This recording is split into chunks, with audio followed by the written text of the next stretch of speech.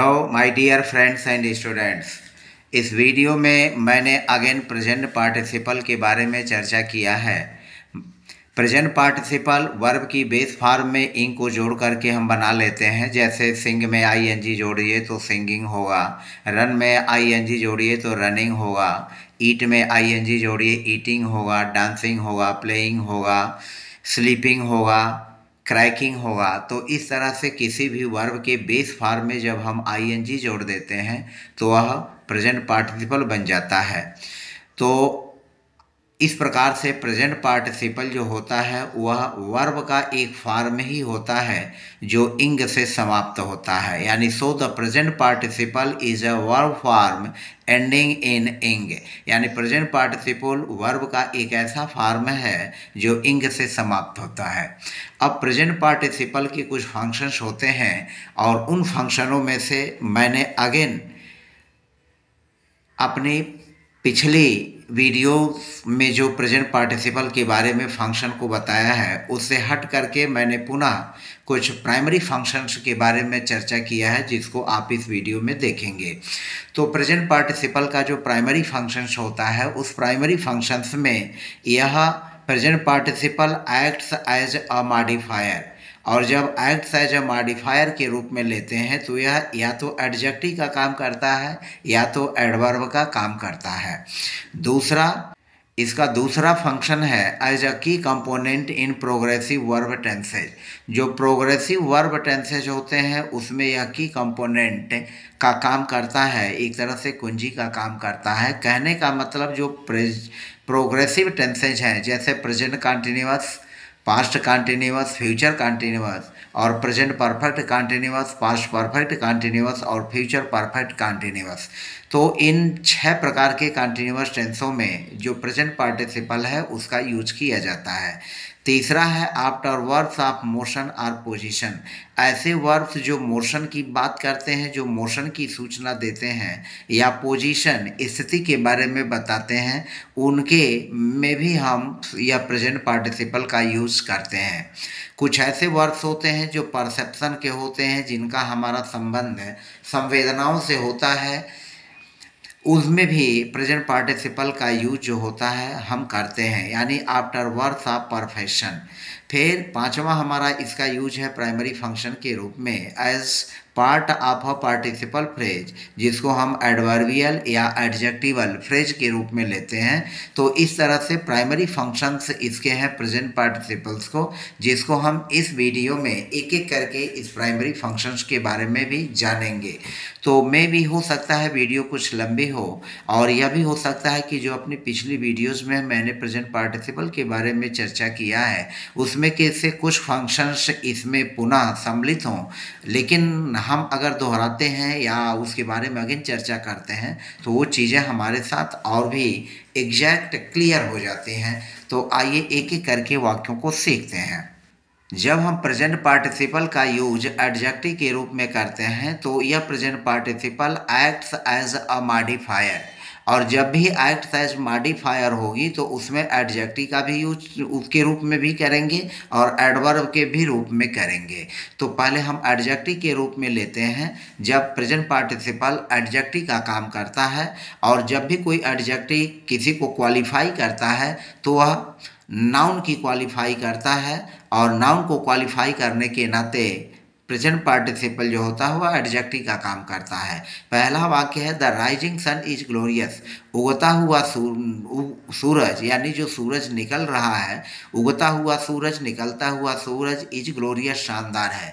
अब यहाँ पर हमारा नाउन है सन, और सन के बारे में राइजिंग जो है क्वालिफाई कर रहा है, यानी इस नाउन की व्याख्या कर रहा है, या यूँ कहें कि इस नाउन के बारे में स्पष्टीकरण दे रहा है। कौन? यह प्रेजेंट पार्टिसिपल राइजिंग। तो राइजिंग जो है सन को क्वालिफाई कर रहा है, और सन कैसा है? निकल रहा, निकलता हुआ सूरज। तो यह एडजेक्टिव का काम करेगा, यानी राइजिंग एडजेक्टिव है सन के लिए, नाउन के लिए।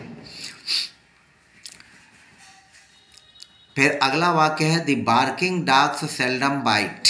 यहाँ पर डॉग्स नाउन है और इस नाउन के पहले बार्किंग प्रेजेंट पार्टिसिपल का यूज़ किया गया है, और यह प्रेजेंट पार्टिसिपल डॉग्स को क्वालिफाई कर रहा है, अर्थात कुत्ते क्या कर रहे हैं, कुत्ते भौंकते हुए हैं, यानी भौंकते हुए कुत्ते।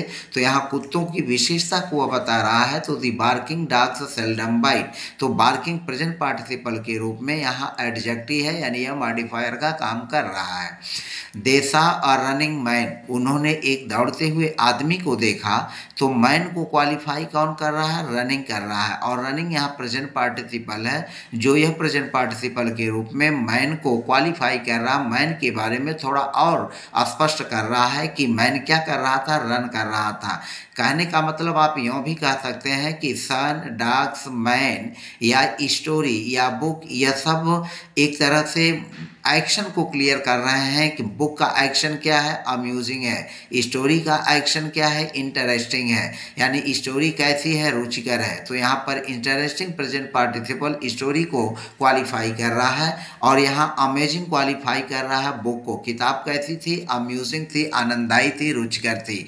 तो इस तरह से he reads an interesting story, वह एक रुचिकर कहानी पढ़ता है। तो यहाँ इंटरेस्टिंग जो है एक एडजेक्टिव है, और यू बॉट एन अम्यूजिंग, यहाँ अम्यूजिंग भी एडजेक्टिव है, और यह एडजेक्टिव प्रेजेंट पार्टिसिपल है। तो you bought N amusing book, तो तुमने एक जो है आनंददायी या यूँ कह सकते हैं एक अच्छी किताब, आनंदवर्धक किताब तुमने खरीदी। प्रेजेंट पार्टिसिपल का यूज एज ए मॉडिफायर के रूप में, और जब यह एज ए मॉडिफायर के रूप में एडवर्ब के रूप में आता है, तो एडवर्ब के रूप में आने पर यह हम ध्यान रखेंगे कि इसमें फ्रेज काम करता है। जो मैंने एग्जाम्पल्स लिए हैं यह सब फ्रेज काम कर रहे हैं, फ्रेज के रूप में है, और यह फ्रेज के रूप में जो मेन सेंटेंस है वाक्य जो पूरे स्ट्रक्चर का, तो उस मेन सेंटेंस का जो मेन वर्ब है, उस मेन वर्ब के बारे में यह बताएगा। जैसे पहला एग्जाम्पल है, showing great determination she finished her work. Showing great determination, अत्यधिक दृढ़ता दिखाते हुए, शी फिनिश्ड हर वर्क, उसने अपने कार्य को समाप्त कर लिया। तो यहाँ पर जो शोइंग प्रेजेंट पार्टिसिपल है, इसके बाद ग्रेट डिटर्मिनेशन है, तो यह कुल मिला करके यह जो है एक फ्रेज है। शोइंग ग्रेट डिटर्मिनेशन यह फ्रेज है, और यह फ्रेज में जो शोइंग है, या यूँ भी कह सकते हैं showing great determination verb finished की व्याख्या कर रहा है, उसके बारे में जानकारी दे रहा है। फिनिश्ड, तो showing great determination she finished her work. दूसरा है, the dog ran to the fence wagging its tail excitedly. अब यहाँ पर वैगिंग प्रेजेंट पार्टिसिपल जो है यह रैन के बारे में बता रहा है, रैन को क्लियर कर रहा है, इसके बारे में स्पष्ट सूचना दे रहा है। तीसरा है, not knowing the address we had to rely on the GPS. अब यहाँ पर देखें, जो नॉट नोइंग द एड्रेस, यह पूरा का पूरा फ्रेज हैड टू रिलाई को स्पष्ट कर रहा है। जो हमारा वर्ब है इस वाक्य का, हैड टू रिलाई, तो हैड टू रिलाई के बारे में यह नोइंग स्पष्ट जानकारी दे रहा है। टर्निंग टू द कॉर्नर, कोने पर मुड़ने पर, तो यहाँ जो टर्निंग है, turning to the corner phrase है, turning to the corner phrase हुआ, और इसमें टर्निंग जो है सूचना दे रहा है स्पॉटेड का। तो turning to the corner, the driver spotted the bus stop. तो यहाँ पर स्पॉटेड के बारे में या turning to the corner clear कर रहा है। तो इस तरह से एक्ट्स एज अ मॉडिफायर, यानी एडवर्ब के रूप में भी इसका यूज हम करते हैं। तो इस तरह से क्लियर हुआ कि प्रेजेंट पार्टिसिपल का यूज एडवर्ब के रूप में होता है। हम एक सिंपल उदाहरण यहाँ पर ले रहे हैं, जैसे ही केम, और यहाँ पर ले लेते हैं शॉपिंग, ही केम शॉपिंग। अब शॉपिंग का मतलब हो गया खरीदारी के लिए, तो यहाँ शॉपिंग प्रेजेंट पार्टिसिपल के रूप में यह एक छोटा सा जो है वाक्य है, और इस छोटे से वाक्य में यह शॉपिंग एडवर्ब का काम कर रहा है। अब यहाँ पर प्रेजेंट पार्टिसिपल के एक दूसरे गुण एज अ की component in progressive verb tenses, जो प्रोग्रेसिव वर्ब टेंसेज होते हैं उनमें हम प्रेजेंट पार्टिसिपल का यूज करते हैं। कहने का मतलब, अभी जैसा मैंने पीछे बताया, present continuous, present perfect continuous, past continuous, past perfect continuous, और फिर future continuous, future perfect continuous. तो इस तरह से इन 6 प्रकार के टेंसेज में जो प्रोग्रेसिव वर्ब टेंसेज होते हैं उनमें भी प्रेजेंट पार्टिसिपल का यूज होता है। जैसे she is studying for her exam, या प्रेजेंट यह प्रेजेंट पार्टिसिपल जो स्टडीइंग है इसका उपयोग प्रेजेंट कंटिन्यूअस में हुआ है। दे वर स्लीपिंग, अब यहाँ पर स्लीपिंग प्रेजेंट पार्टिसिपल जो है पास्ट कंटिन्यूअस टेंस में यूज हुआ है। He will be travelling all day tomorrow, तो ही विल बी ट्रेवलिंग, यहाँ जो प्रेजेंट पार्टिसिपल ट्रेवलिंग है वह फ्यूचर कंटिन्यूअस टेंस में यूज किया गया है। इसी तरह से ही हैड बिन वर्किंग, यहाँ पर वर्किंग जो है प्रेजेंट पार्टिसिपल के रूप में पास्ट परफेक्ट कंटिन्यूअस टेंस में यूज किया गया है। ही हैज़ बिन वर्किंग, इसमें जो वर्किंग है प्रेजेंट परफेक्ट कंटिन्यूअस टेंस में प्रेजेंट पार्टिसिपल के रूप में यूज हुआ है। और he will have been reading, यहाँ पर रीडिंग जो प्रेजेंट पार्टिसिपल है इसका उपयोग फ्यूचर परफेक्ट कंटिन्यूअस टेंस में किया गया है। तो फ्यूचर परफेक्ट कंटिन्यूअस टेंस में, फ्यूचर परफेक्ट कंटिन्यूअस टेंस में यहाँ पर रीडिंग का यूज हुआ। तो इस तरह से आपने देखा कि प्रेजेंट पार्टिसिपल का यूज जो होता है वह इन 6 प्रकार के कंटिन्यूअस टेंसों में प्रेजेंट कंटिन्यूअस, पास्ट कंटिन्यूअस और फ्यूचर कंटिन्यूअस और present perfect continuous, past perfect continuous और फ्यूचर परफेक्ट कंटिन्यूअस टेंस में होता है। अब हम इसके अगले यूज की चर्चा करते हैं। आफ्टर वर्ब्स ऑफ मोशन और पोजीशन, जो प्रेजेंट पार्टिसिपल है कुछ ऐसे वर्ब्स होते हैं जो मोशन की जानकारी देते हैं या कुछ ऐसे वर्ब्स होते हैं जो पोजीशन की जानकारी देते हैं। तो इन दोनों कंडीशनों में इस प्रकार के वर्ब्स के बाद हम जो है प्रेजेंट पार्टिसिपल का यूज करते हैं। जैसे मोशन में अगर देखा जाए तो गो और कम यह प्रचलित वर्ब है।